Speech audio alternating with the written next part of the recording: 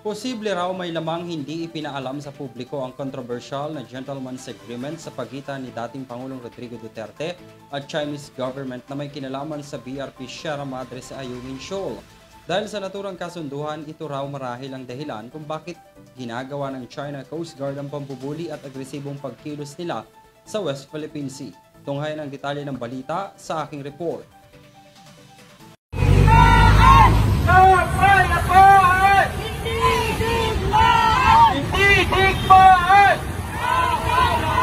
Muling nagsagawa ng pagtitipon ng grupong Alyansa, Bantay Kapayapaan at Demokrasya sa harap ng Chinese Embassy sa Makati kaninang umaga.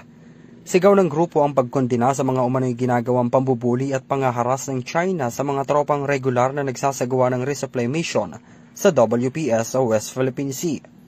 Paraan rin ng grupo na ipakita ang suporta kay Pangulong Ferdinand Marcos Jr. kaugnay sa mga polisi at paninindigan nito na walang isusuko ni isang teritoryo ng Pilipinas sa mga pinag-aagawang karagatan.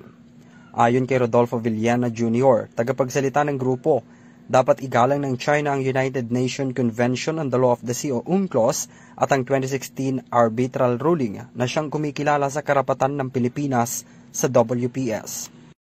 Ay mapapahinggan kami at makakarating ito sa dapat maparatingan na hindi na tama ang nangyayari.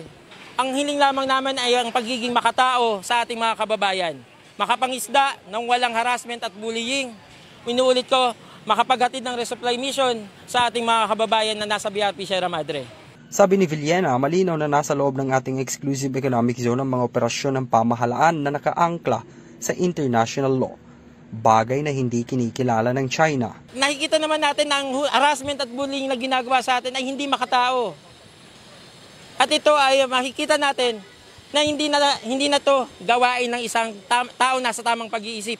Ipinakita rin nila ang controversial na gentleman's agreement kung saan may mukha ni dating Pangulong Rodrigo Duterte at Chinese President Xi Jinping. Ito ay, kung makikita po ninyo, ito po yung parang naging gentleman's agreement na hindi natin alam kung anong nakapaloob dahil walang kasulatan nito sa panahon ng ating Pangulong Duterte at ngayon po ay di natin alam kung saan nga bang tayo na ilagay ng sitwasyong ito, ng gentleman's agreement na ito.